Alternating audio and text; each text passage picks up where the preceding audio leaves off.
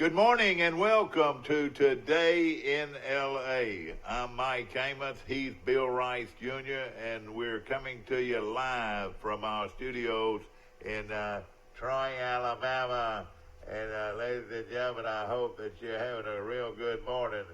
And Big Bill Rice is back on our show. Well, I hope everybody still remembers me. He died and came back alive. That's what it feels like. I had probably about 10 days I was as sick as a dog. I had pneumonia. Yeah. You know, I'd never had pneumonia in my life, Mike, and in the last 5 months I've had it twice. I mean, that's something. I mean, and it affects your lung capacity. You can't breathe. You get real exhausted with the simplest tasks. Did you have to go to the hospital? No, I thought they would put me in the hospital, but they didn't. They gave me some 10 days of antibiotics, and eventually it cured it.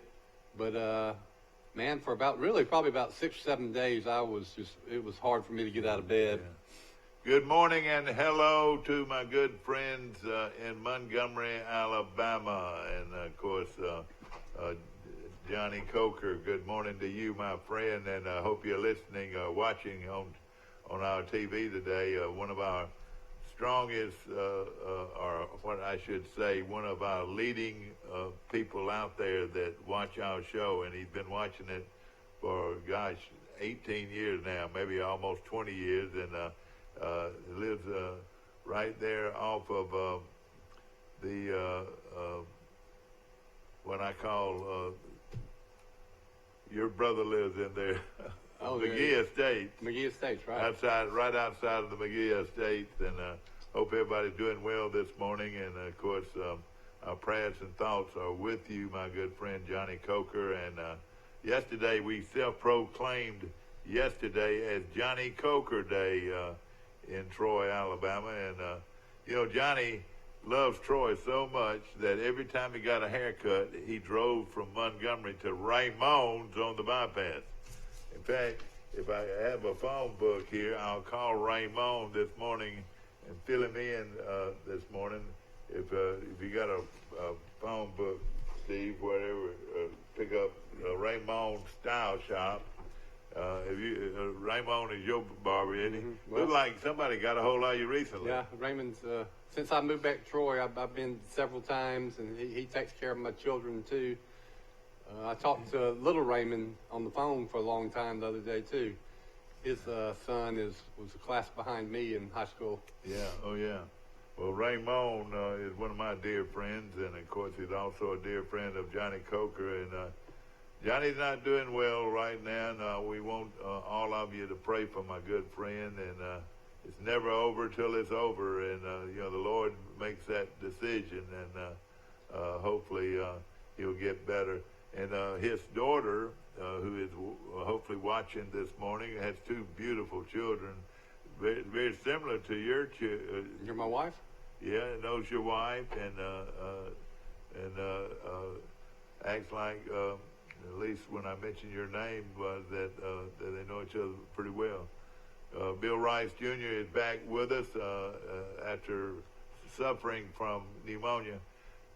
Explain pneumonia and the common cold. Or pleurisy. Pleurisy would be another. Well, the pneumonia is much more severe than the common cold. It's just fluid in your lungs. I think a lot of people have had it recently. Sometimes the flu turns into pneumonia. I wondered if I had the flu, but I said that I didn't have the flu. Hey, Mike, is that you? Yeah. I rode by Oakwood Cemetery this morning, picked up Rice. He came back to life last night, and he's on our show this morning. He arose. He arose. And, of course, our good friend Bill Rice Jr. When I was in the deliriums, I mean, you're in a surreal spot when you have this fever and everything's different when you're sick. And I would have the TV on in bed, and it was the only thing that was on was these Trump impeachment hearings. And I got tired of I watched some of it just to have something on TV, and they just repeated the same arguments over and over and over and over and over. And you knew exactly where it was going to end, with an acquittal. So why this drudgery? Yeah. You know, how much does that cost the American public? I wonder how much that costs. Millions and millions of dollars, yeah. And, you know, and the Democratic Party ought to have to pay for all of it. You know, I made a point. Yeah. One point that I wonder if people thought about, you know, the impeachment charges boiled down to this, that the Democrats accused Trump of withholding military aid to the Ukraine. Yeah. Ukraine eventually got this military aid, but maybe it was delayed a little while. Yeah. You know what that military aid was? It was some missiles made at Lockheed Martin in Troy, Alabama. $160 million is what they. So, it wasn't the Hellfire. I think it was the Predator. Or, yeah. So I made the connection. I said, they're talking. This whole scandal has to do with some weapons that are made in my hometown. That's right. And eventually they got them. So that was a big order for Lockheed Martin. Yeah, no question about it. I want to mention Premier, Dodge, Chrysler, Jeep, and Ram trucks, and nobody will beat a Ram deal, ladies and gentlemen, or a deal from Premier, Dodge, Chrysler, Jeep. And Jason, I hope that woke you up this morning, my friend. And you've got those three little girls running around everywhere this morning. And what a gentleman, what a fine citizen Jason Gregory has become here in Troy, Alabama. His cars start at a 202 Toyota for $2,600 all the way to a 2019 Ram 1500 Limited for $51,988. So you still enjoying your truck? Vehicles. What? You still enjoying your truck? Yeah, right? well, yeah, I love it. It's out there right now, and yes, sir, I really do.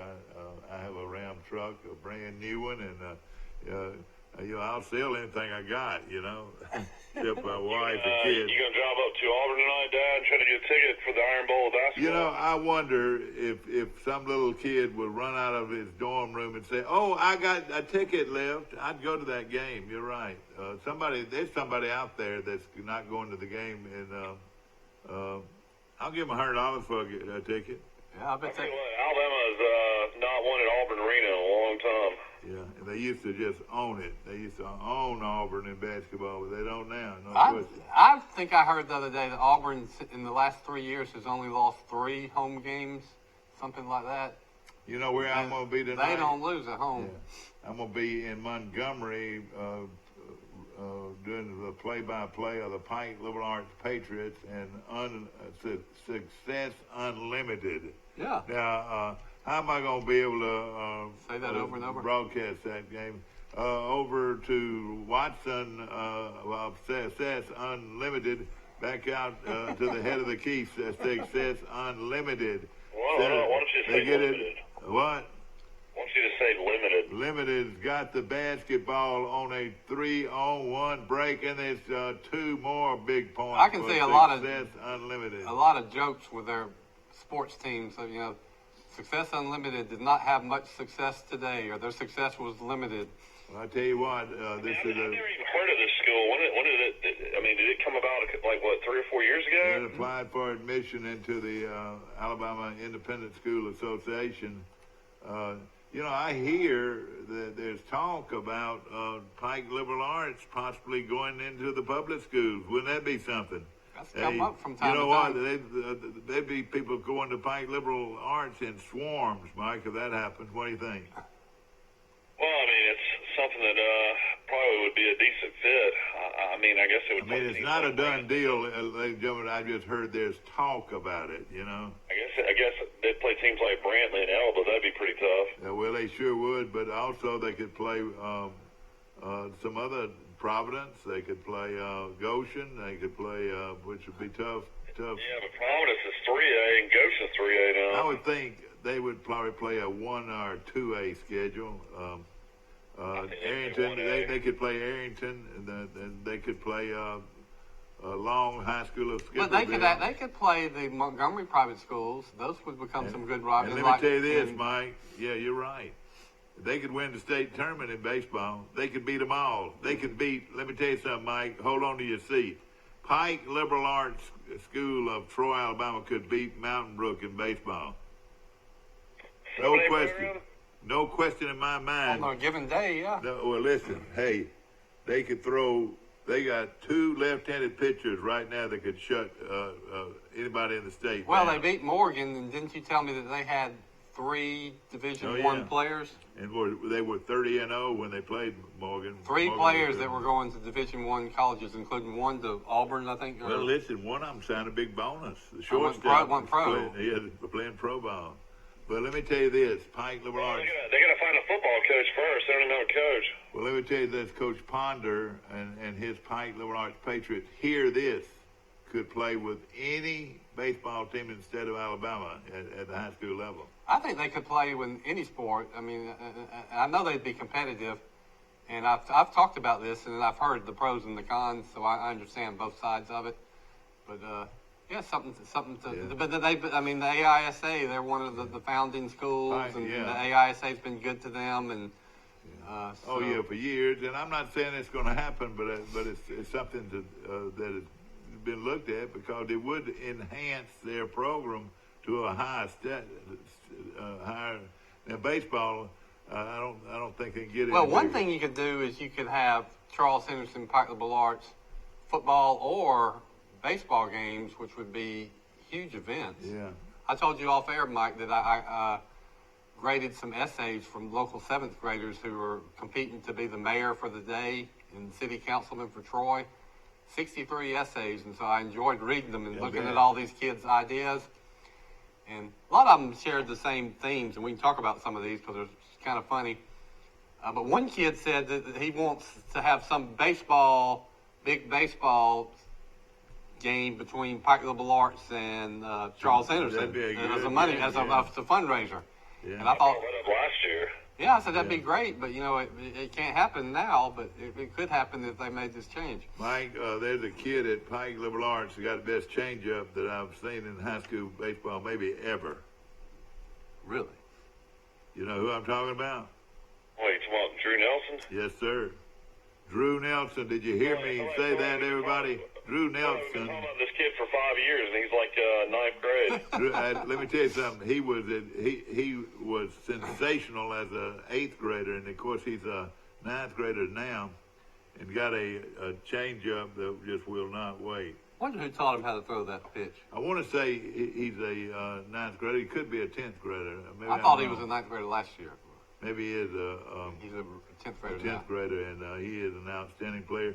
Plus, they've got another left-handed pitcher that is really good, and then they've got recently added 2 more right-handed pitchers. They're tough now, I'm telling you.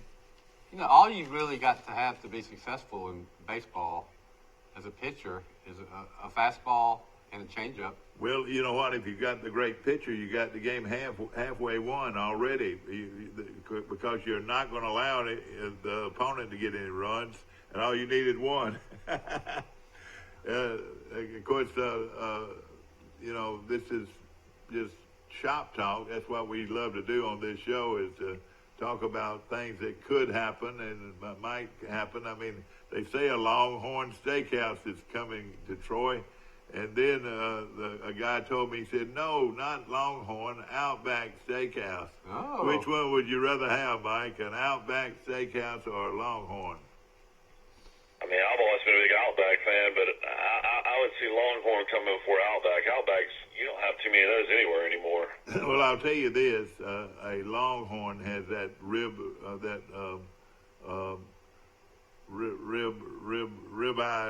steak is really good with the bone-in ribeye steak, and also their porterhouse. As good a steak as I've ever eaten. I'm telling you, really, really good. Boy, they are packed in Montgomery out there by East Chase. Yeah. I noticed that. You know, sometimes I wonder about the economy, and I watch restaurants to gauge how the economy's doing, especially upper end, nicer restaurants. You know, and I've always said, well, everybody's still going to Longhorn. Well, if I had those starting lineups for Pike Liberal Arts in baseball, they're trying to win their 3rd consecutive state 3A. That's their big school championship, and they've added a couple of new names to their list, Mike. Pretty good players. Well, I mean, they can recruit anywhere they, I guess within an hour radius. So I'm sure they got kids wanting to come in and play at a program, that wins championships. So no question about it. Surprising they can add guys off teams that are the best player on the teams around the surrounding area and bring them in and become dominant. Yeah, got two kids that have left Charles Henderson and come into Pike Liberal. Will play for Pike Liberal this year. I heard that. Yeah, my wife told me that. Yeah, and of course. Yeah, that's what I said. They should have had a Brinks truck go over to Ponder's house and Charles Henderson because he literally changes programs and changes schools. He probably would have had 40 kids leave Pike Liberal Arts to come to Charles Henderson. Well, wherever Ponder's going to be, the players are going to be. No question about it. He's an excellent coach and an excellent young man, and I really think a lot of him. When I was out, one of the big pieces of news was the tragic death of Kobe Bryant and the 8 other people on that helicopter. So I got interested in Kobe, and I bought his biography. I'm reading it right now. One thing that struck me is you talk about Pike Liberal Arts winning a three-peat, maybe. Well, he was on part of I think the Lakers won 3 in a row when him and Shaq were playing together. They had a guy named Robert Ory. Yeah, Big Shot Bob. We've talked about him a lot.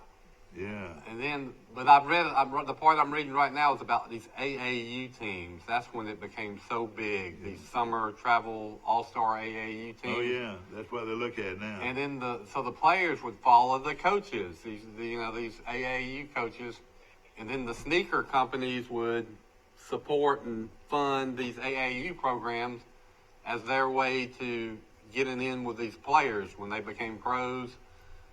And it's just hundreds of millions of dollars is at stake. Well, Rice, if you get us some tickets, we'll ride over but I've got to do the ball game. We've got Pike Liberal Arts. It was so unique because he grew up in Italy. His father played overseas for about 10 years. I think Kobe spoke like 5 different languages. Yeah, extremely intelligent kid. And ladies and gentlemen, he did not go to college. He went straight from high school to the pros, and so did quite a few others. Name a few, Mike. Name me 5, and I'll buy you a cup of coffee. I can do it. I mean, you had LeBron James.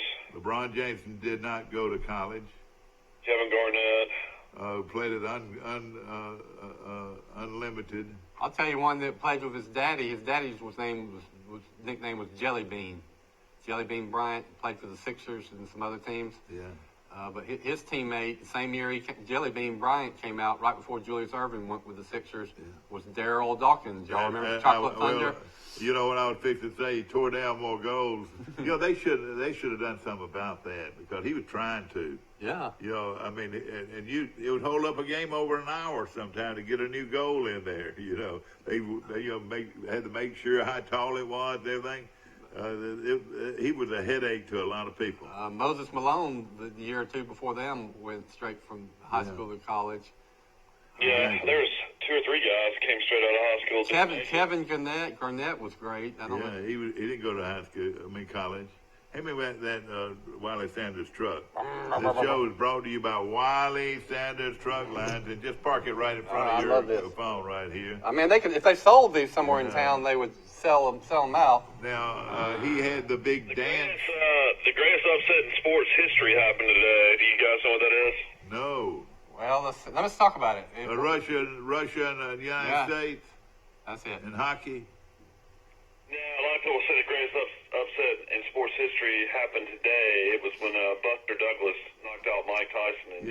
I watched that fight the other day, and Buddy, he liked to kill him. I mean, it wasn't a fluke, was it? It sure was not. Hey, Michael, listen, Mike, we've been talking about all these one-liners, and anytime you got one, just shout it out. Down goes Frazier! Down goes Frazier! You remember that? Yeah, that's famous. Boy, you talking about, Frazier. Frazier was trying to get away from Foreman, and he started running. I don't know if you remember that, running. And old Foreman caught him in a dead run. I mean, nobody had ever whipped a guy like Foreman whipped Frazier, and it was understandable. you can't let George Foreman, yeah. Foreman hit you. You got to do like Ali and getting the rope-a-dope. Like and then Ali beat Foreman. And this how he did it right here. He got in that rope-a-dope, and Foreman just wore himself out. Yeah. But Frazier, bless his heart, couldn't run as fast as Ali, and boy, that doggone Foreman got him. And my favorite announcer of all time, Mike. Howard Cosell. Howard says, "Down goes Frazier. Down goes Frazier." No, down goes Frazier. No, we both don't have it. What about Ivan Drago when he killed Apollo Creed? And then how about let me tell you about What about Foreman coming back and winning the heavyweight championship of the world when he was over 40 years old? Everybody laughed at him when he started that comeback. Who was that? Foreman came back. He didn't fight for 20 years, 15 years. Got up to about 320 pounds. Came back, and people are laughing at him. Then they start paying attention to him, and finally he fights somebody for the heavyweight championship of the world. And the guy is beating him the whole fight. And in one of the last rounds, Foreman knocks him out. Yeah, knocked him out. I like Foreman. Of course, Foreman's become a... Then he started selling his grills and made about $1 billion. I was going to say, he became a billionaire. Well, his personality was so pleasant, and you can't not like him. And when he came back, his persona was completely different when he came back than it was when he was a young man. Mike, there's a big question mark out there on these one-liners out there. There's a big question mark. Who shot Liberty Valance? He was the bravest of them all. I know who shot him. We talked about this before. Well, who shot with Liberty Valance? Can you tell me? Yeah, John Wayne shot Liberty Valance. John Wayne shot Liberty Valance. It wasn't Jim. Everybody thought Jimmy Stewart's character shot him, but it was. I tell you what, I love to watch the old movies, especially with Jimmy Stewart and those guys. Man, it's a huge difference in acting back then compared to today. Jimmy Stewart was too old to play that part, but he was still great. Did you watch the Christmas story? Oh yeah, It's a Wonderful Life. A lot of people say that it's one of the out of all the movies ever written. Hit. You know the backstory. Michael will know this. I bet was not a big hit when it came out. Jimmy Stewart was back from the war. He was really a war hero. He commanded. Was he a pilot? He was a pilot of a bomber squad, and then led a bomber squadron. I've read a book about him by Starr Jones from Montgomery. Wrote a biography of him. Exactly. But the movie was kind of lost. Got a little critical acclaim, but a lot of people didn't see it. Skip forward 20 years. Ted Turner becomes owner of TBS in Atlanta. And he makes that station by showing old movies. Yeah, that's right. And the story I've always heard is that Ted Turner loved that movie and had a soft spot for it because Ted Turner's father committed suicide. Oh boy, yeah. And so that's the theme, really, of It's a Wonderful Life. He almost commits suicide, and then he learns that of all the people he touched and what a terrible travesty that would be. So Ted Turner starts playing the heck out of It's a Wonderful Life, and then 25 years later, it becomes a classic. Yeah, isn't that amazing? Mike, I want Mike to answer. Rice knows it. I want Mike to answer this. In the movie Cool Hand Luke, another black and white movie on the screen, what was the thing that was one of the more significant things about that show that everybody will always remember? Eating the eggs? Now, see, I asked you not to do it. Oh. I asked you, a billion people heard me I was say, thinking... a billion people heard me say that they want you to do it, because I know you know it. I thought that it was shaking the tree, or shaking the tree. No, it was eating all those That's boiled eggs. Parts, yeah. It was eating all those boiled eggs. God, I can't stand a boiled egg. But Rice gets a cup of coffee then. I'll tell you something. What actor from Alabama had a minor role in that movie? Jim Nabors. Mm-hmm. Michael, let's see if you know this. I can't even think of Alabama? Yeah, I can't even think of his name. It escapes me, but y'all will know who he is when I don't know. George Lindsay? I'm trying to think old actors. No, it was Georgia. It was Trapper John from MASH. Oh, really? Okay, I got you. The Hawkeye's buddy in Yeah. the early matches. He's from Birmingham. It's Alabama and Auburn week, and of course, this is the part of it, Rice, that Alabama folks cannot stand. They cannot stand because when the Alabama SGA president goes down to give the trophy back to Auburn for winning that ball game, he's got to sing this song. War Eagle, fly down the field. Never the heel. Go ahead, Ryan. War Eagle, fearless and true. Fight on, you orange and blue. Yay, yay, yay. Win for Auburn, fly down the field. Hit 'em high, hit 'em low, stand up and yell, hey, War Eagle.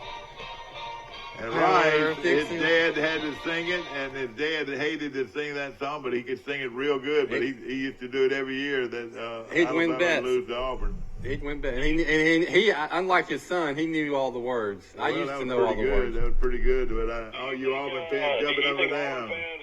If Auburn fans knew that they could beat Alabama but lose a bowl game to Minnesota, they would have been happy with that. Yeah, I know it. That's right. Yes. The Golden Gophers, no question about it. You know, this poll that talked about Buster Douglas, this guy turned it around and talked about the biggest upsets in Alabama and Auburn football history. It's not against each other. It's against, all opponents all time. And the first one is something I never even knew of. In 1949, Auburn beat Alabama 14-13.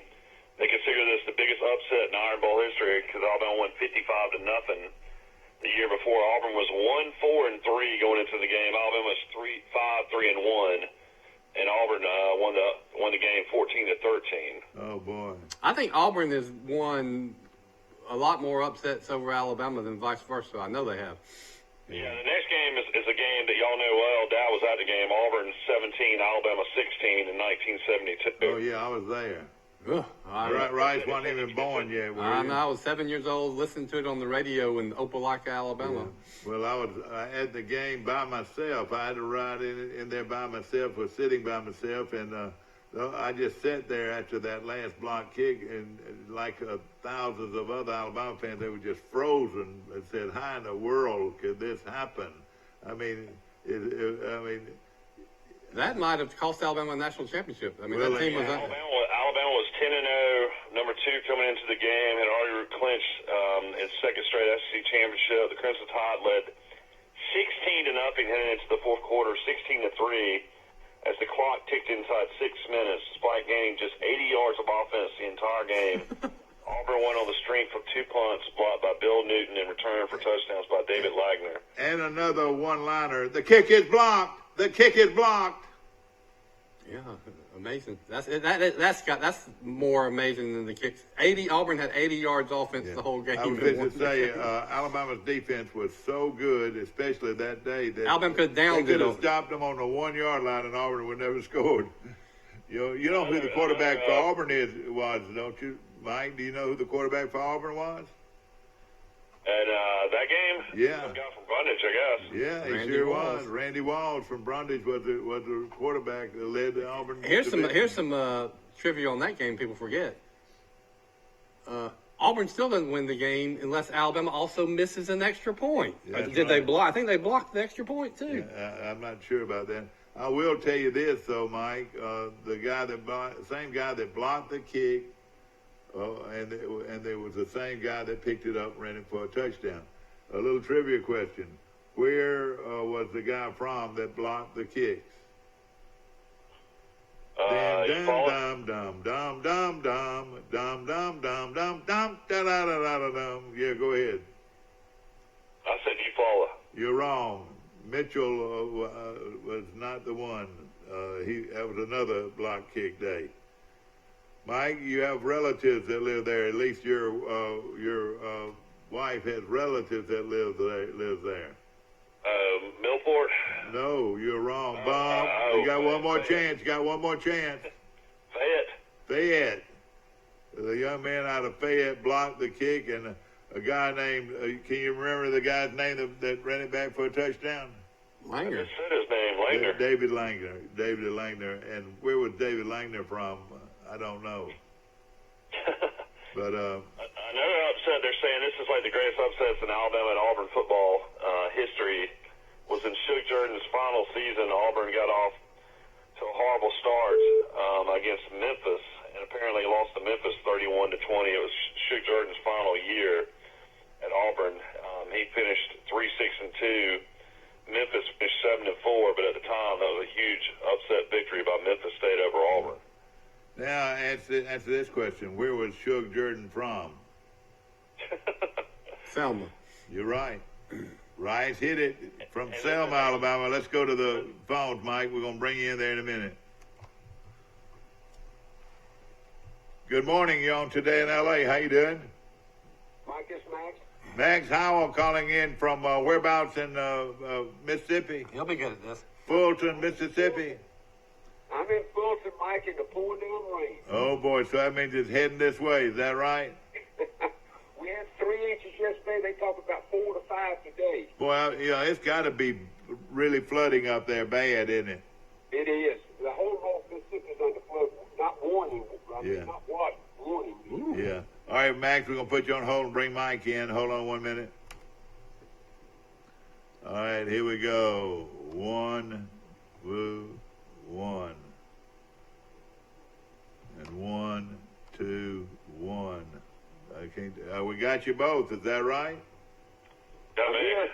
Mike Amos calling in from Grayton Beach, Florida, and Max Howell coming in from Fulton, Mississippi, and we got Bill Rice Jr., who is up and is alive. And I'm back in the saddle again. That's right. He's back in the saddle again. We got Max Howell calling in from Fulton. Good morning, Max.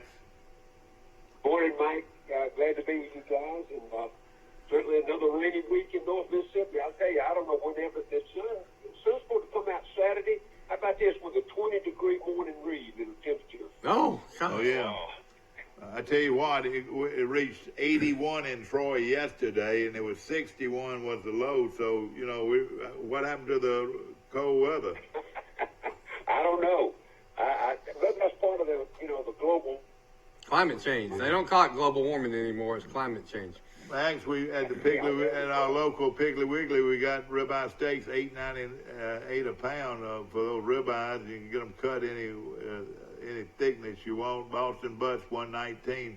You jump all over that, wouldn't you? Boston Butts $1.19. And That's one of my favorite cooking ribeyes. That's one of my favorite pastimes. oh yeah, no question. And then the drumsticks or thighs 97 cents a pound. That's a good deal on that, you know. Is it all right? We love Piggly Wiggly, but Grocery Advantage recently closed. But what got right. me is the old Ingram's Curb Market is closed. It really surprised me there. And I mean that everybody has fond memories of shopping there going back Boy, 60 years. that was the steak place to go. It Steak really place was. and the veggies, the homegrown veggies. Now, Max, everybody just talks about ribs, but I love the country ribs, man. It's all meat, man, meat. Yeah, country style. Hey, Yeah, I like those country style ribs. They talk about I've cooked ribs, the short ribs and the big heavy ones with the solid meat and all that. And Mike, I don't know. I think the amount of fat that's in there, plus the way you base that, you marinate. Oh, yeah. I think makes all the difference in the world. Yeah. Max Howell calling in from Fulton, Mississippi. Can I tell a food story that just occurred to me? I was picking up my daughter yesterday and decided to stop at Piggly Wiggly and get some stuff for supper. And my wife calls me when she gets out of school, and she says, "What are you doing?" And I said, "Well, I'm getting some stuff for supper." And she said, "What'd you get?" And I said, "Well, I got Sloppy Joe's stuff." Oh, gosh. I call them Sloppy Joppies. That's my Yeah, original name for them, but everybody else calls them Sloppy Your Joes. kids like it, don't they? No, but my wife and I love Sloppy Joppies. Yeah, And you know what she said? She said, "Oh my God, I was calling you right now to say that I want some Sloppy Joes. It was been on my mind." Oh, She God. calls me, and when she calls me, I am in the line and have just put the Sloppy Joppies on the conveyor belt. How weird is that? right, now y'all can resume. Thank you for Right. listening to me. Well, what's going on in the sports world, Max? Well, right now everybody's wrapped up recruiting basically, and I was reading this morning the local paper here. Ole Miss, Mississippi State both have set their spring game dates.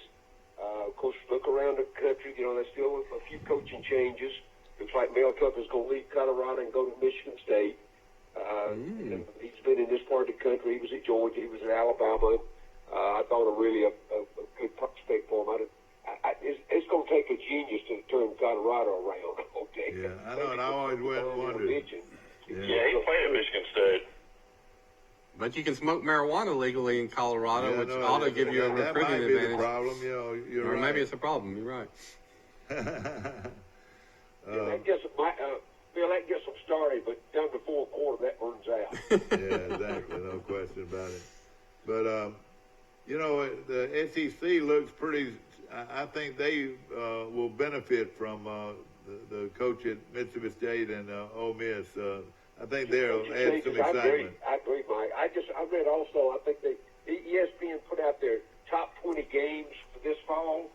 SEC had 12 of them. Really? So, I think that's pretty good indication. Well, Alabama, Georgia will have to be right up there at the top. Yeah, the second week they got Georgia. Yeah. I think that'll be a good season. Good way to start the season right there.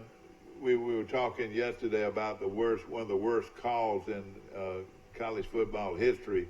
One of them would have to be Georgia's flea flicker that they ran against Alabama.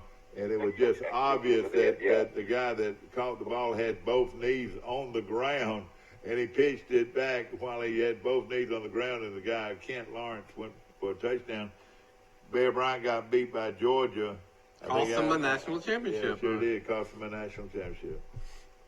See, I think I like to look at the other side of that too, Mike. The worst call from the sideline, and that is also Georgia when they tried out Justin Fields to be the punter on a fake punt 2 years ago. I thought that's what Mike was going to be, the story he was telling, yeah. No, I did too. But what happened there?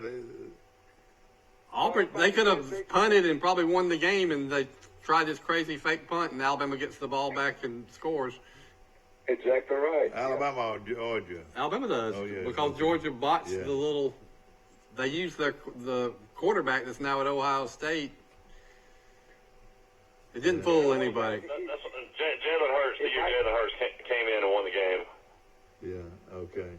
Well, the other bad call was the call at Penn State where Alabama was going to come back and win the game, and the guy very obviously caught the pass for a touchdown, and Gooman, who was the tailback for Penn State, his uncle was the guy that made the call.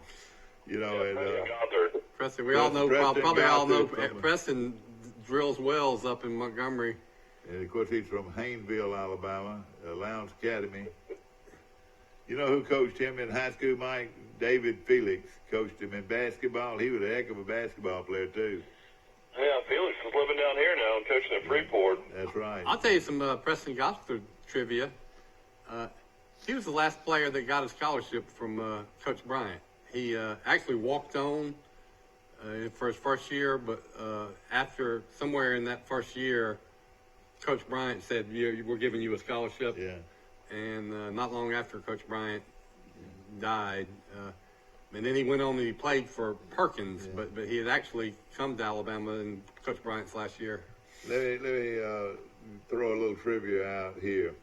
This guy came from the smallest high school in the state of Alabama, and he played quarterback at the University of Alabama in the early 60s. Mal Moore? You're exactly right. What high school did he go to?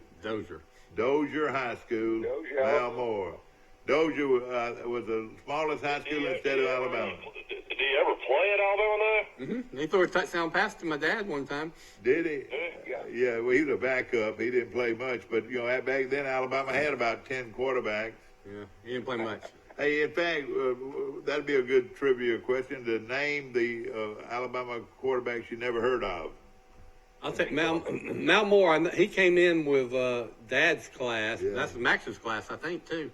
And he redshirted it one year because Dad graduated after the '61 season, which was the national championship season. But Mal Moore came back and for like one practice was the first string quarterback ahead of Joe. Yeah. I said one practice. Yeah. Hey, there was another one. Who ever heard of Benny Ripperto from out of Memphis? Quarterback Benny Ripperto. Have you ever heard of Benny Ripperto, Max? Never heard of him. No. That's right. He was a great high school quarterback and never played much at Alabama, but that's back then, why would you make that decision and go through all that, those horrible tough practices and 100-degree heat, knowing you're never going to see the field? It's amazing those guys made that sacrifice. I guess to win a national championship, they went in the ring. I know one. Joe Kelly did the same thing. That's right.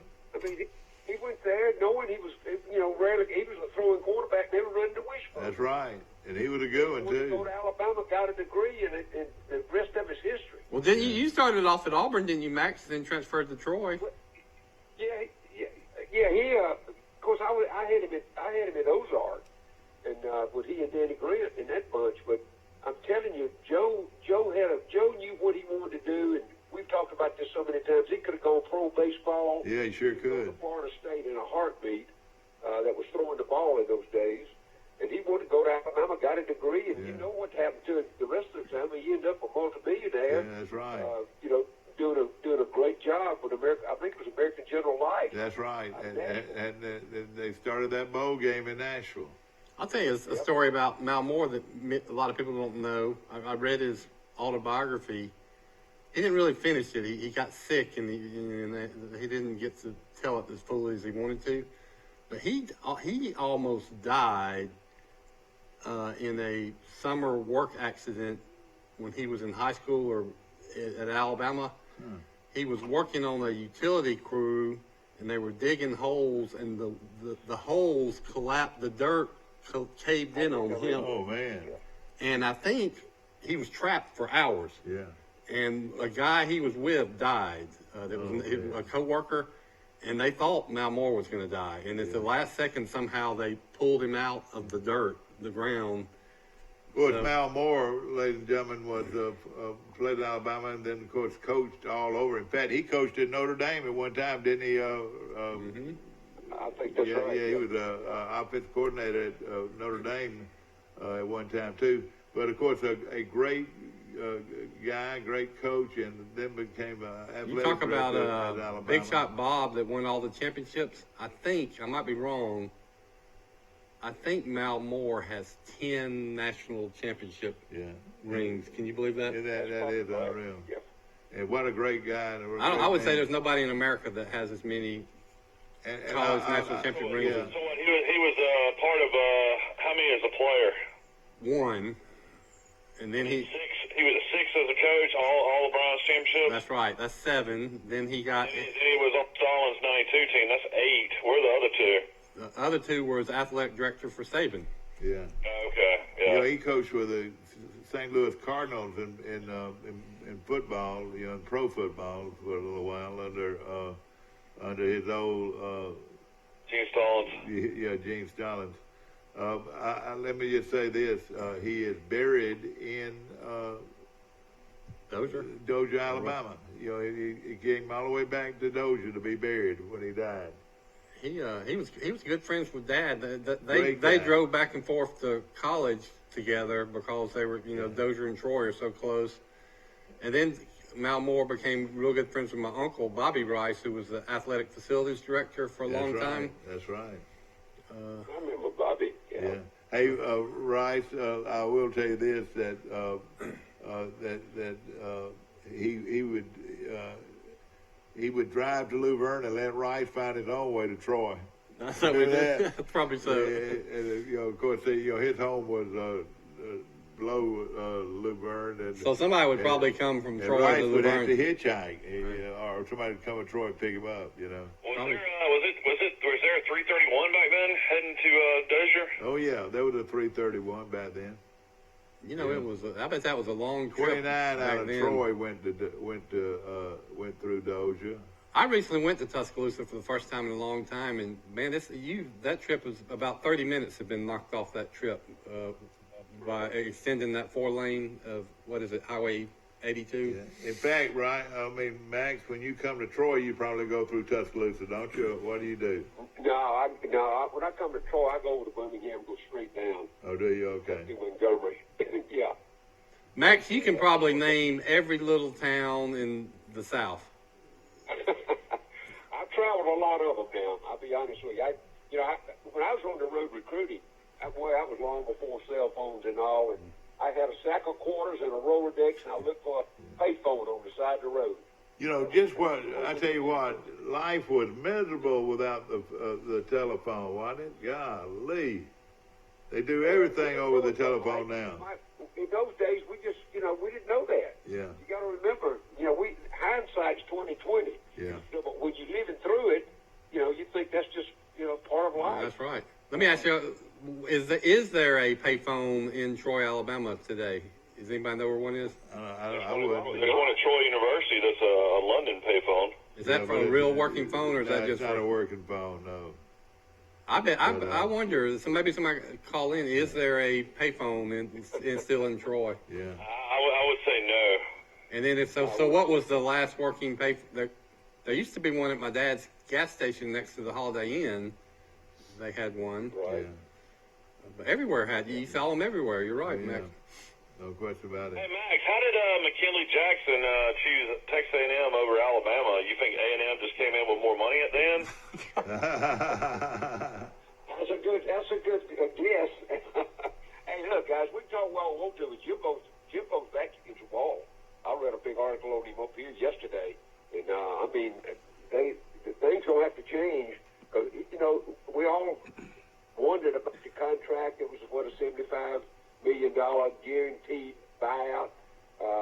If they fired him, they'd have to pay him every nickel. There was no decline in his buyout, and there's some rumblings going on right now. And the thing about A&M, they can write that check if they think there's a need there. So his recruiting class has been in the top 4 or 5 every year. Yeah. Oh yeah. But they just can't quite get enough players. And I don't know whether it's assistants. Was the communication thing? I don't know.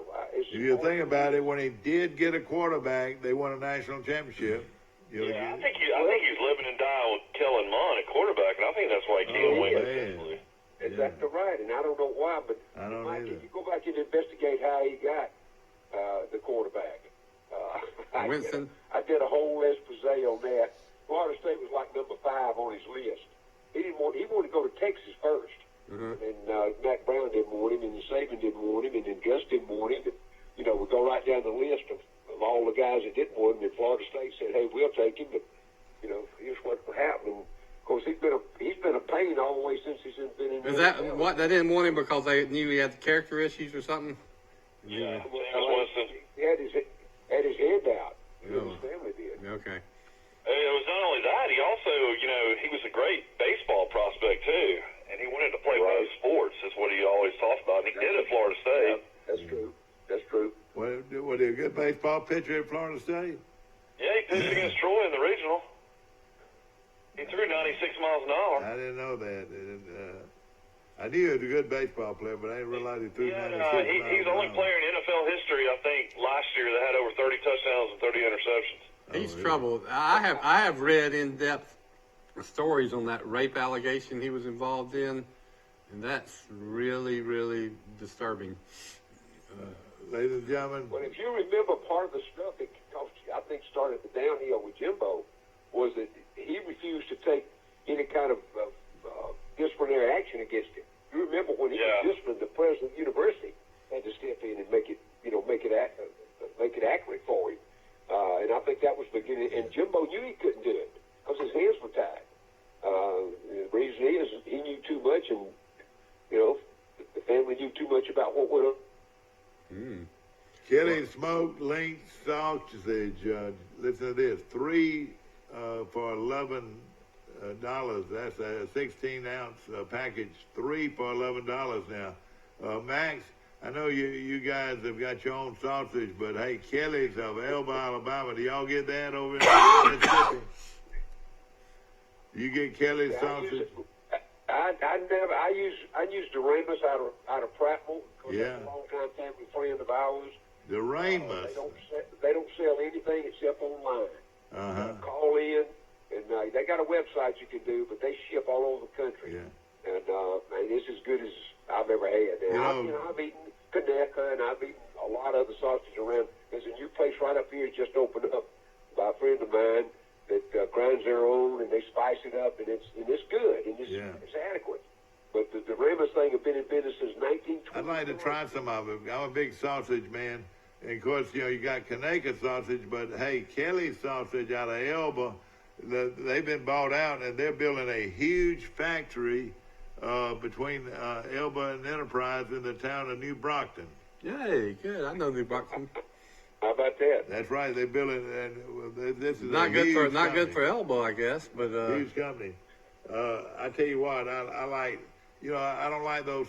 I like those big, thick ribs that shine. I mean, sausage that shines. That's my favorite sausage.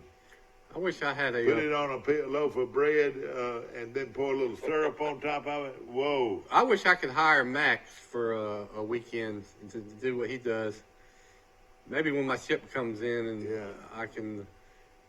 Max, did you ever get your rerun on your cookbooks? No, I haven't, Mike. I've been tied up with this new business, and we get ready to merge with another company. In fact, I'm headed after get off the phone today.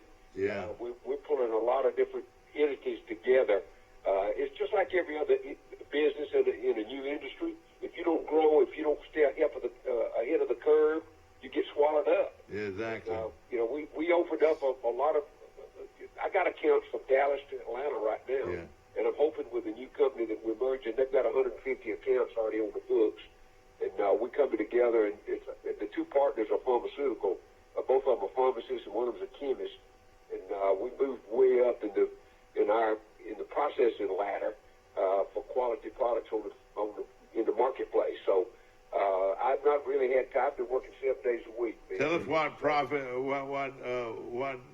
product that you're talking about. Well, we do the CBD oils, but we go way beyond the stuff you pick up on the street right now. All our stuff is. Is this a miracle? Is this a miracle drug, or what is it? Mike, we don't claim it. We can't claim it. FDA will slap us on a heartbeat if we claim things it'll do.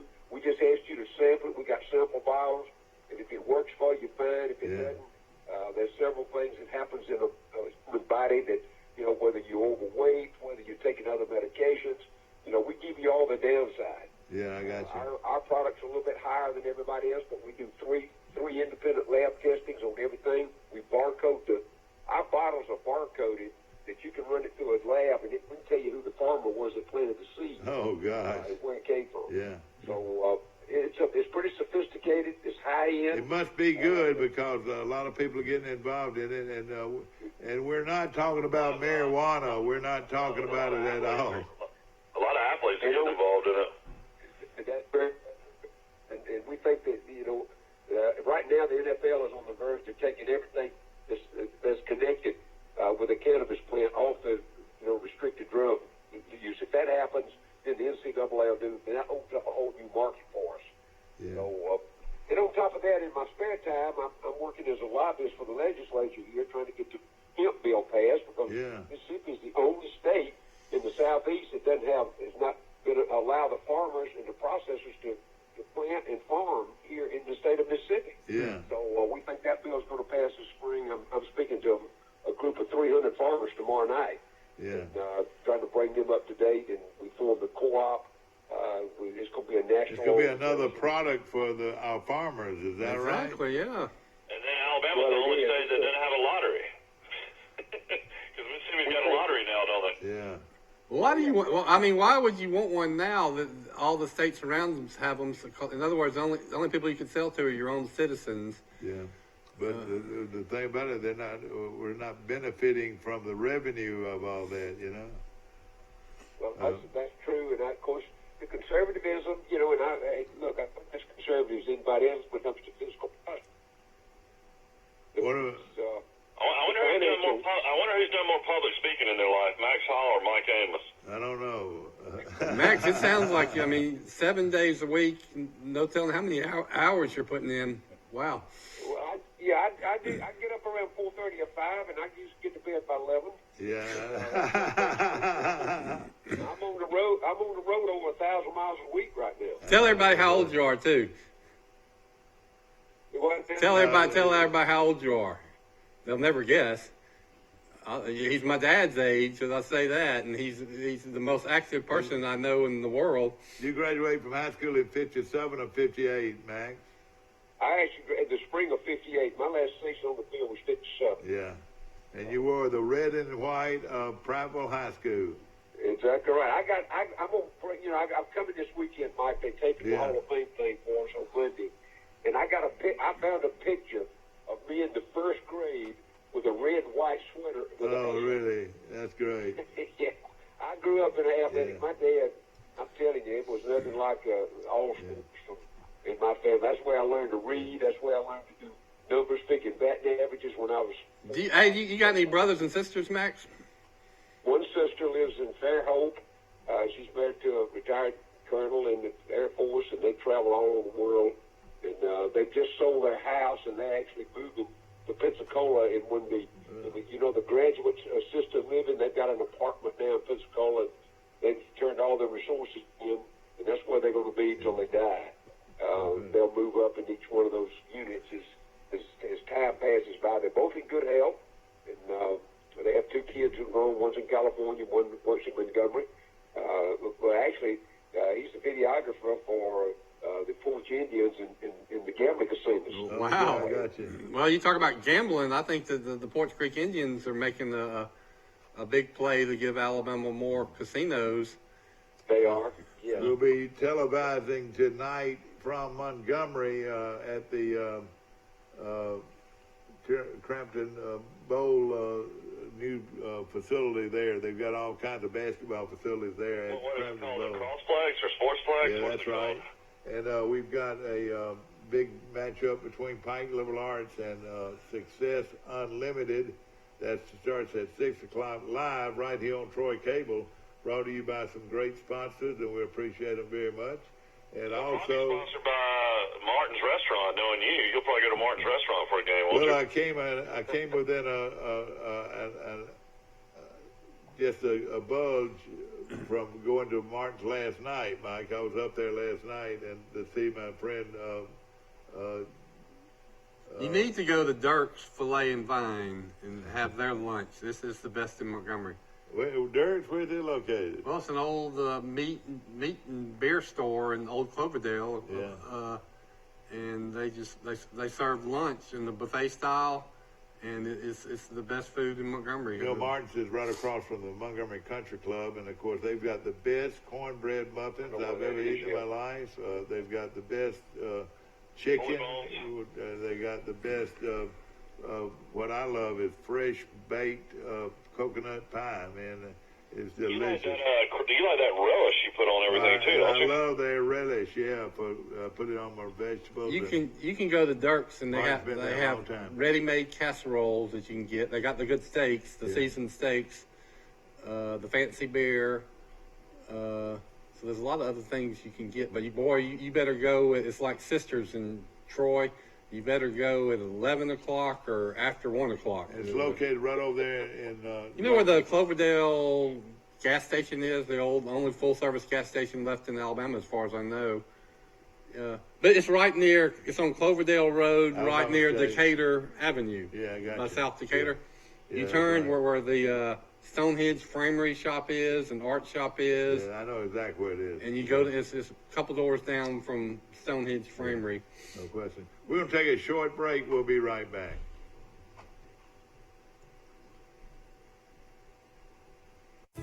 A personal touch, a high level of trust. Whether it's checking and savings accounts, personal or business loans, or our local friendly service. That's what Troy Bank and Trust customers expect. But now we offer more. Free identity theft protection for our new and existing customers, protecting your family's time, money, and good name from identity theft. Because protecting your identity is now a big part of our identity. At the Piggly Wiggly, we proudly support our local farmers and bring you the best they have to offer, all at cost plus 10%. When you shop local, you reinvest in your community. Remember, buy local, shop local. Piggly Wiggly, local since forever.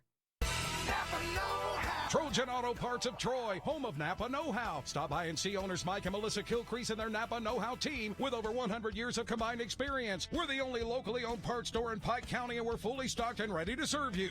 We pride ourselves on being your go-to parts store, not only for the simple items, but we specialize in those hard-to-find items as well. Trojan Auto Parts, the right part at the right price at the right time. Napa, a name you've trusted here in Troy since 1945.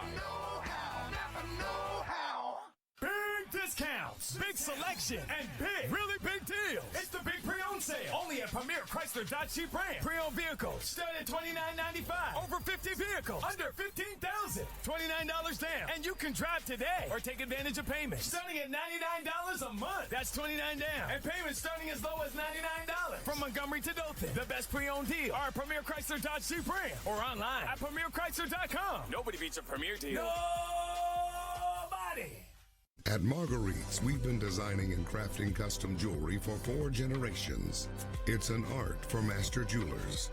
There's really no room for error. It doesn't matter how big the diamond is. You don't expect anything less than perfection. What matters is quality, beauty, and value. After all these decades, your engagement ring is still our greatest pride. Marguerite's exquisite jewelry. Back to our show, and Lyle, I'll be seeing you this afternoon when I get to Montgomery, and of course they have a wonderful jewelry store located in Montgomery, Alabama. Want to mention? You getting ready for Valentine's Day? Carol's gonna get a nice Well, Valentine's, you know what? It just so jewelry. happens that he's been our sponsor for a long time, and it's payday. Yeah, they make their own jewelry. That's right. I know Lyle. Troy. She's from Troy. Did you know that? No, Marguerite is from Troy. Yeah, she's from Troy. Yeah, she was a Spurlock. You ever heard of Jerry Spurlock? Of course. That's you right. know, the great characters in Troy history. That's right. Him and his whole family. Yeah, you could write a story about Big Jerry, couldn't you? Oh yeah. Of course, yours truly, Mike Amos, along with Bill Rice Jr. Mike Amos calling in from Grayton Beach, and the legendary Max Howell calling in from Fulton. And we were talking Mississippi. about drink prices in Las Vegas, Nevada. Small. Well, most people have a cocktail from time to time. Yeah. A small mixed drink, $20. A large mixed drink, $29. Max said he's known somebody, has a friend in Dallas that's getting mixed drinks for $50. Yeah. But Mike, they had you trapped. There was nowhere else to go. Yeah, I mean, we were inside the Coliseum. That's what I'm saying. I mean, you either pay the $20 or the $29, or you go without. Yeah. I mean, we'd already paid $200 a ticket to see Van Morrison. See, you don't look like a weightlifter like Max. You know, Max is 80 years old and looks like a weightlifter. Well, he is a weightlifter. Now, did I bust your bubble? Hey, Max, did I bust your bubble by mentioning how old you are? No, well, you know, I don't tell a lot of folks that. What I run into is age discrimination. Yeah. Across the Yeah. country. Well, let me tell you this: you're a handsome man at 80 years old. Well, he can pass for much younger, so I don't blame you for not telling him. But Well, see, he works out. The reason I was saying that, see, he can power lift most of all these guys around here. Well, Do you still mess around with free weights? Well, yeah, I still do a little, but I don't do the heavy stuff. I do light weights with a lot of reps now. there are all kind of people. Let me tell you now, there are all kind of people that are having incredibly active lives at 80 and beyond. How old do you think Warren Buffett is? The richest man, second richest man in America. I would say half of the U.S. Senate is older than age 80, including Richard Shelby, our senator. How old is Shelby? 90? He's 83, 82. Yeah. So, I think there's a couple of things, though, guys. One thing, you got to be blessed with pretty good genetics, you know, and I say my blessings every day for that. My mom died extremely early, but everybody else in her family and my dad's family lived well into their 90s. So I'm blessed with that part. And then, I've taken pretty good care of myself. I get my rest. I eat regularly, and I don't load up on a bunch of fat. I don't overeat, and then I exercise 3 or 4 times a week. So, I've been playing. I keep my mind. Sometimes I think that, a lot of people think I've gone off the deep end completely, but I have to have a challenge. We called it ADD when I came along. I think I'm still blessed with that. Do you do push-ups and set-ups and things like that still? Yeah, and I do some isometric stuff, and I do light weights. I still have a bench, and I do some hand weights, and then I walk. I walk 2 or 3 miles, a couple 3 times a week. Do you do it early in the morning, or what do you do? Yeah, that's what I usually get. That's when I get up. I get up so early, I get through with that out of the day, because my travel schedule doesn't allow me to do much. And he lives right there on the river. I'm visualizing you right now sitting out on your porch looking out over the river. Is that right? I'm going to bring you. I took some pictures. We cooked down there Sunday afternoon. I took some pictures of sitting on my porch what the river looks like. I'm going to show you when I get down there. But now, right now, you're getting rain. But, that's the delta. That's part of the delta coming across there, isn't it? No, we're in the northeast section. All right, so you're above the delta. Hill country. We're in the hill country over here. Okay. It's completely different from what the delta is. You know what I'm going to do, But that river y'all are talking about is the Mississippi River? Yeah. No, I'm talking about the Tennessee Tongue. Okay. I tell you what I'm going to do, Max, and I'm going to look forward to it. I can get on a boat in my front yard and go to Mobile. Yeah. Ladies and gentlemen, you're going to see how Max Howell actually looks next Monday on this show. He's going to be on our show for an hour and a half next Monday morning, so Rice will be here too, and it should be a lot of fun. Max Howell, very well known all over the country. Max needs to bring a cookbook. My wife's a huge cook. She loves to cook all the time, loves cookbooks. If you got one, pass it off with Dad. Is your wife a fan of the Pioneer Lady? Yeah, she watches those shows.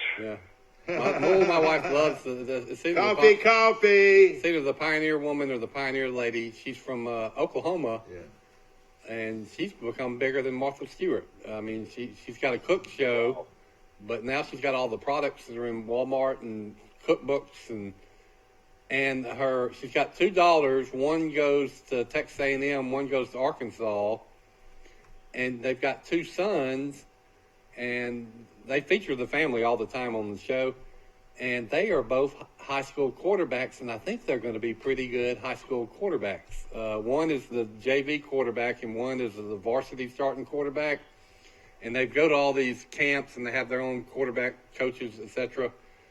But I watched a little clip of one of them throwing the ball, and Mike, that kid can throw a football, so I wouldn't be surprised if pretty soon we're going to be hearing about the Pioneer Woman's son playing at some SEC football team as a quarterback. Exactly. War Eagle! The Auburn Tigers getting ready to do battle with the Crimson Tide of Alabama.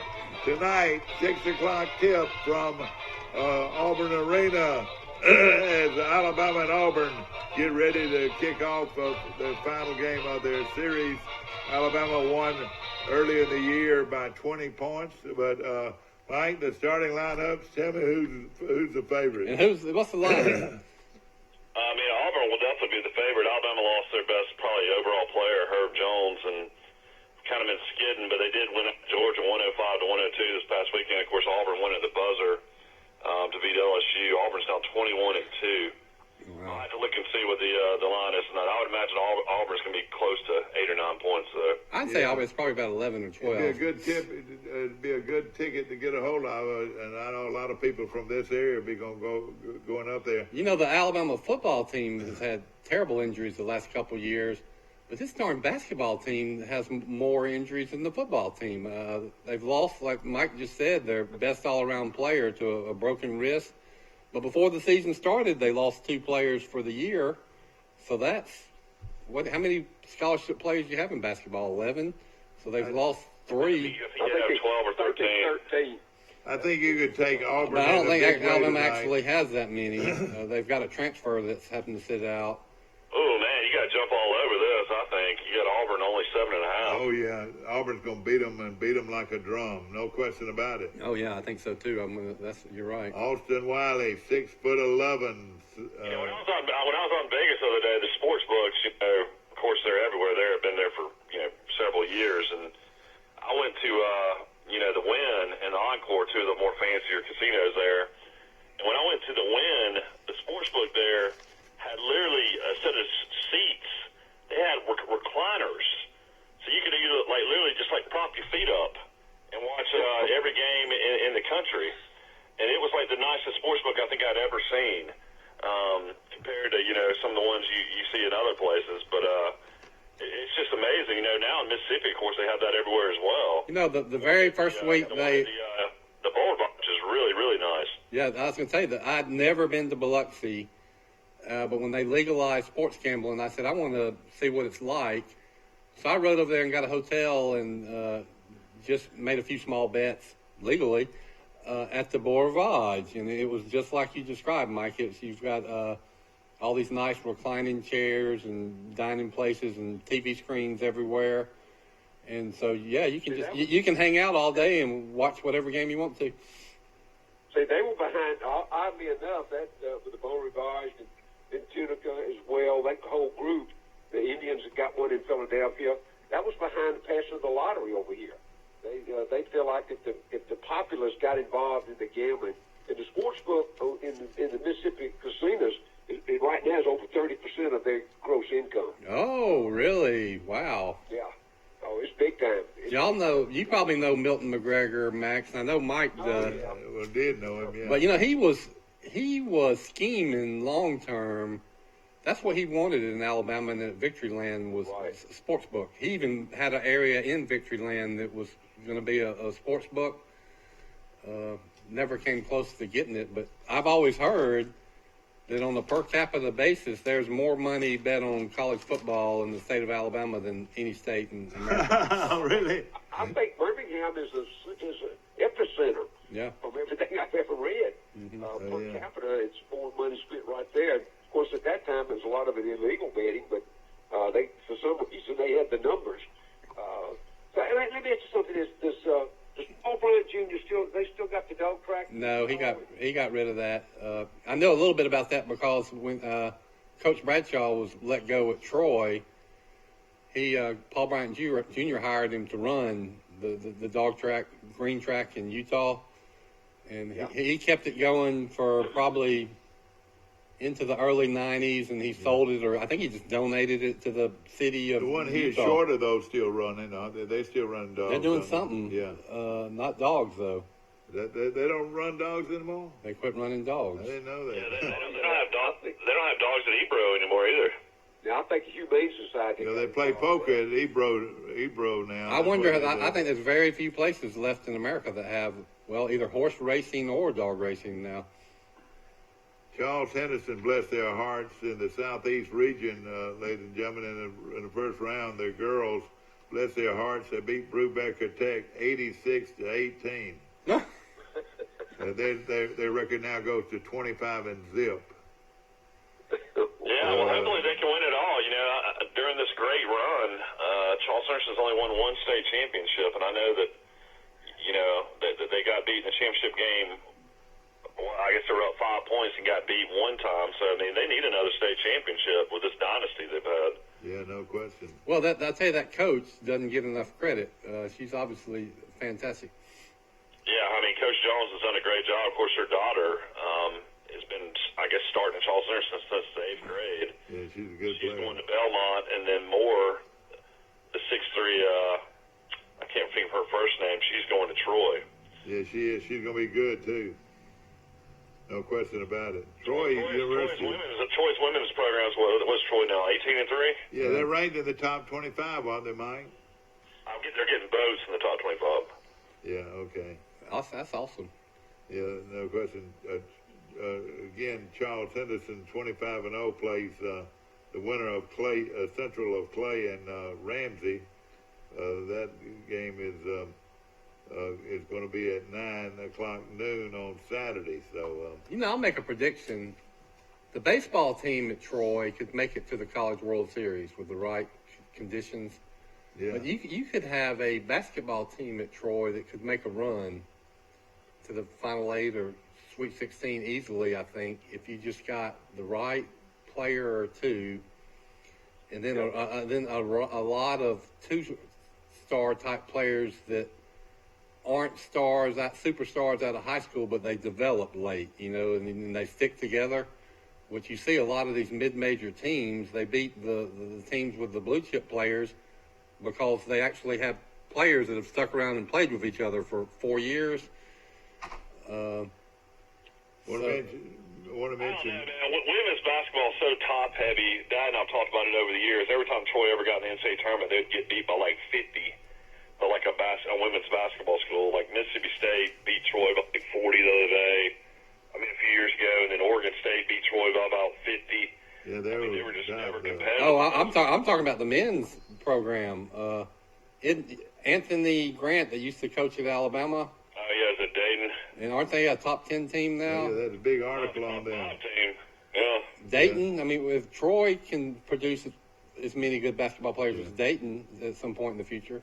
Max, again, congratulations to you. You're going into the Troy University Sports Hall of Fame. That banquet's slated for April the 25th, and I want all you folks to come and see Max and greet Max. And, of course, you're coming in this weekend for the trial run. Is that right? Well, they do the tape, and we've all been to all types of events like this, Mike, before. But Troy, I think, I had a good visit with Dr. Hawkins this past week on the phone about some other matters, and we talked about the induction and the way they handle it. Guys, I'm going to tell you, if you've never been to that event, I've been to the last two just as a spectator, because I've had John Fairclough win in last year. He was my college roommate, and certainly it's one of the more prestigious events, I think, on any campus in the country. And what we do this weekend, we're taping. They tape an hour and a half worth of your participation with Troy, and then they edit that out to about 4 to 5 minutes. And the whole event takes, I think, it's 6 of us going in this time. The whole event will be over and done with in about 2 hours. Yeah. And all of us, I've been to those events where the speakers, some guys get up there and get carried away and that's right. Yeah. They can do hours at a time, and I really, this one is really structured as well as I've ever seen. Yeah, good point. Of course, Max, we appreciate you joining us today, and of course, everybody wants to know, Max, what is for dinner? Man, I'm bringing some pictures, and maybe we can flash those up this next Monday. Yeah, it's going to be fun. This past weekend, we went down the river. It was a great afternoon. It was about 65 degrees. We cooked crappie and bass, fillets. We cooked, I think we had 8 or 9 there this week, kind of a small crowd. If it's not an athletic event going on, our numbers kind of drop off. But you talking about good. We did that and hush puppies, and I fried some squash and some potatoes on top of that. And we had coleslaw, and then finished it off with a big old coconut cake. And you it was need really to good outing. Yeah. And in fact, I brought a sack of the fish home, and on the road yesterday, I pulled that out of the refrigerator yesterday morning. I had fried fish, cold fried fish, and a Coke for lunch as I rode down the road. Oh, me. Fish is one of the very few things that doesn't taste very well the second time around. I'm telling you, man, that's my favorite. Of course, you know what happens, guys. I've told you before. The good thing about me doing that, I get all the leftovers. I get to choose what I keep. So my grocery bill is never over $20 a week, and none of that's food. Because I get enough food brought home. I have a three-shelf refrigerator. I can't get another cup on it. I got so much stuff in it right now. Yeah. Well, Max, it's always good to hear from you, and we'll see you Sunday, and look forward to it, my friend. Look forward to seeing you on Monday. And of course, you're going to be on our show. Thank you, guys. Always my pleasure. We'll talk soon. All right, take care. Max Howell calling in from Fulton, Mississippi, and we appreciate it. Let's talk about some of the things that are better left over. Yeah. I think spaghetti. Spaghetti is better. Spaghetti is better. I think chili is good left over. I love spaghetti and the last batch my wife made, I had it for leftovers, and it was definitely better, the spaghetti and meatballs. and rice. You missed out on the camp stew, and it was wonderful. And I'm still eating it now. I'm telling you, I bought. I took home 5 quarts, and I gave away some more. And the Salvation Army really had wonderful camp stew, and I had some over light bread and some. Is that the camp stew that Carter Sanders makes? Yep, that's right. Some I throw corn chips on some of it, which is good. I love camp stew. Yeah, no question about it. And we appreciate Carter for all that he does.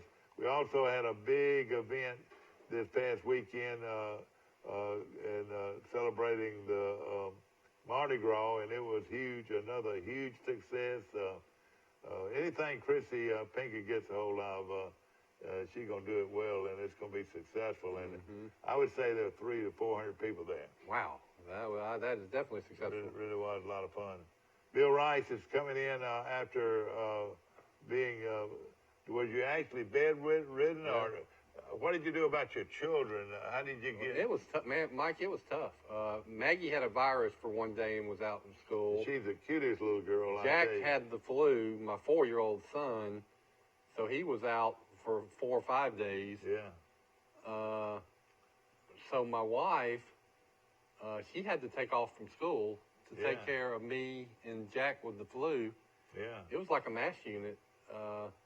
But I could really, it was hard for me to get out of bed and stay out of bed and carrying the trash outside to the trash canister would knock me out. You know? What is the real difference between what you call pneumonia and a bad flu or a bad cold?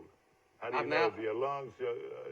That's the difference. Is your a lot of congestion with pneumonia, spitting up a lot of stuff, a lot of worse cough, hacking, terrible cough where you feel like you're coughing up a lung.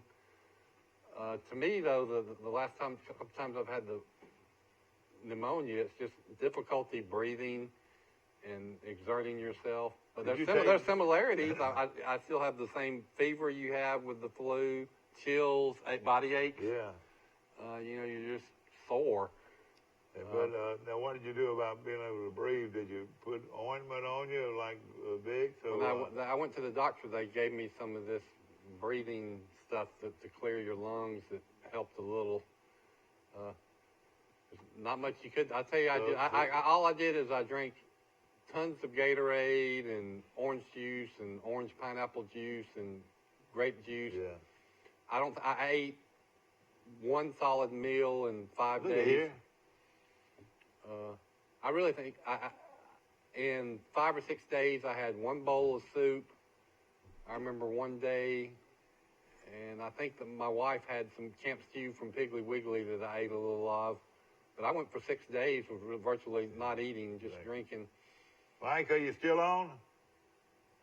Mike Amos, I think, is gone to take his kids to school this morning. This show is brought to you by Hill and Brooks, and we appreciate their delicious We appreciate coffee. Scott. I miss seeing Scott and Steve. Yeah, and Steve. Deer season is coming to a close, or already closed out, and I don't believe, and it's just amazing. When the deer season goes out, you ride down the road, and all you see is deer on both sides of the road. They seem like they know when the season's over. I'm going to say this. I don't want any deer hunters to come and shoot these deer in our neighborhood because they become like pets. Yeah.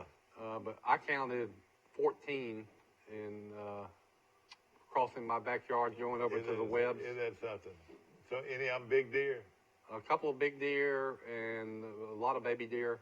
Yeah. Families of deer. But I would say, I remember when I first moved in my house, it was neat to see 3 or 4 deer in our backyard. Now it's an everyday occurrence. You can turn right off of Highway 231 onto Martin Marietta Drive. You know where that is. Yeah. You can count at least from the 231 to the entranceway to that facility over 100 deer, at least. Well, Mike, this tells me that they just know that nobody's going to be hunting on that road because it's Here's what this tells me is that there ain't as many people deer hunting as used to deer hunt. Yeah. I think it's something to do with I've written stories about it. Yeah. It's an expensive hobby, deer hunting, and some people have cut it out. It's like golf. And then not as many people play golf as used to play golf. Back when I used to hunt, and I used to years ago, and this is back in the 70s, I used to go to the hunting clubs that had dog drives, Skin Oak, out in North Pike County. They had a wonderful club there. And let me tell you something, any deer that could walk, we shot. Yeah.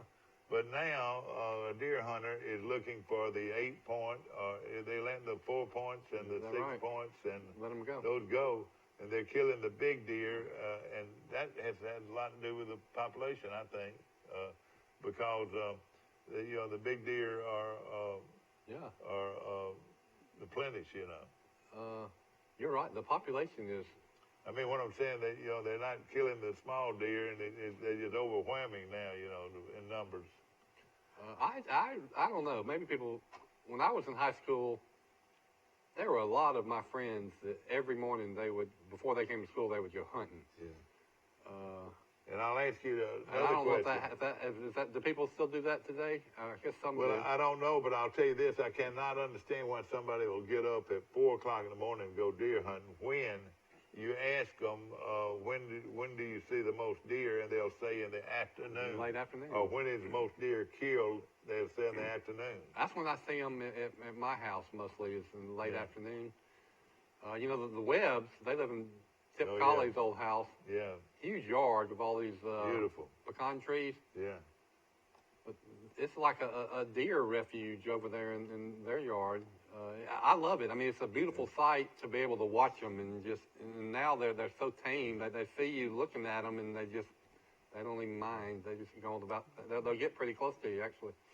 Johnny Coker, get well, my buddy. We're talking to Johnny Coker from Montgomery, Alabama, my dear friend who is very sick, and he's watching and listening to my show. He's been in the hospital, and they recorded it. Well, Johnny, he's been watching and get well. He's been watching us on our show for several days now, and it makes him.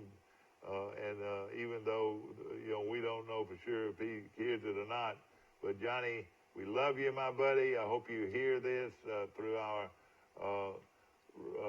telephones and so forth of our show. And again, we're praying for you, and we love you, man, and wish you the best. And the family of Johnny Coker, wonderful, beautiful family, and we appreciate you very much. And God bless you. And I hope that things work out for you. And again, hey, like Johnny told me one day, we're going to a better place. Mm-hmm. And that's exactly where we're going. And the Lord Jesus Christ will make sure that you're taken care of in heaven, no question about it. And the thing about it, He'll make the decision on how long you live. Already there's a time and a date on when you're going to die. Some's going to die a little bit longer from now or less time than now. But hey, know the Lord Jesus Christ. That's so important. We hope you enjoyed our show. See you tomorrow, bright and early, today in L.A.